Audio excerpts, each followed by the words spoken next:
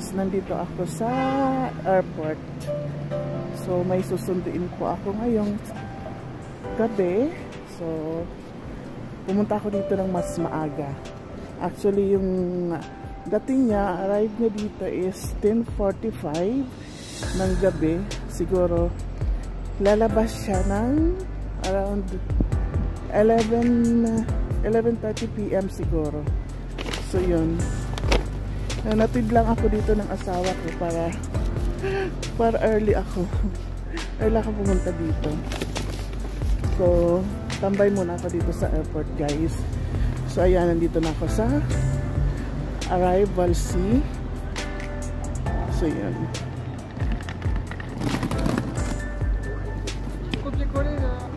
so yun guys, nandito ako sa arrival domestic C.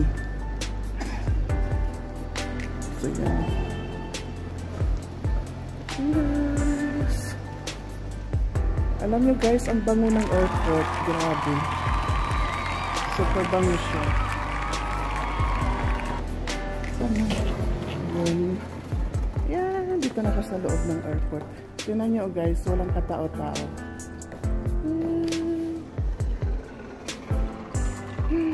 Dito na. Akaloka yung pimples ko guys. Ang laki. Ang laki ng pimples ko. May pasalubong ako sa kanya. Ayan. So yan. Gabi pa siya darating. Mamaya pa. Gabi na, pero late na siya makakarating.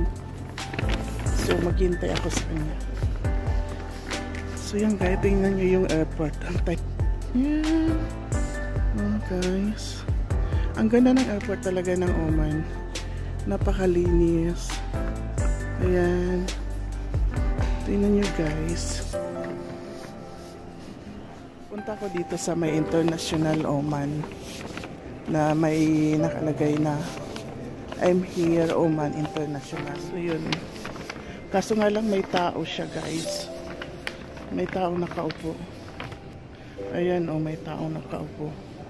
Yun, dito ako maghihintay guys kasi darating siya. Dito ang arrival, departure. So mamaya pa, kaya upo muna ako. No.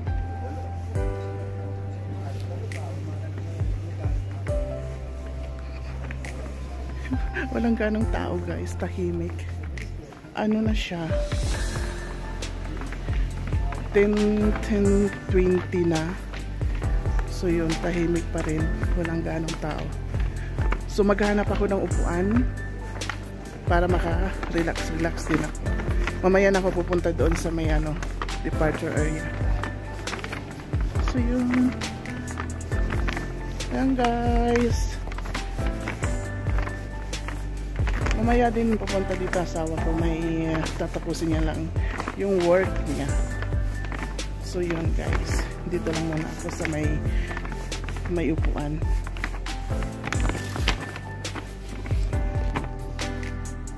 Excited na ako ma-meet yung yung beautician na darating. Excited na akong makita siya. Upo lang muna ako dito guys.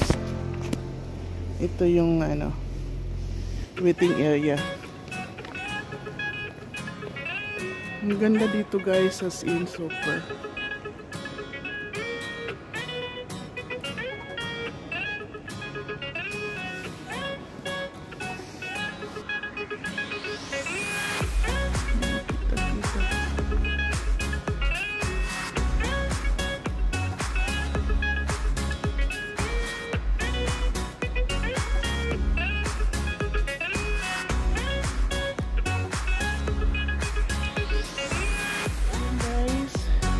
Nandito na ako, nakaupo lang. So, medyo mahaba-haba ang hintayin ko kasi hindi pa nakaland yung airplane niya, Gulf Air. So, bali hintayin kong may mag-message sa message tuloy.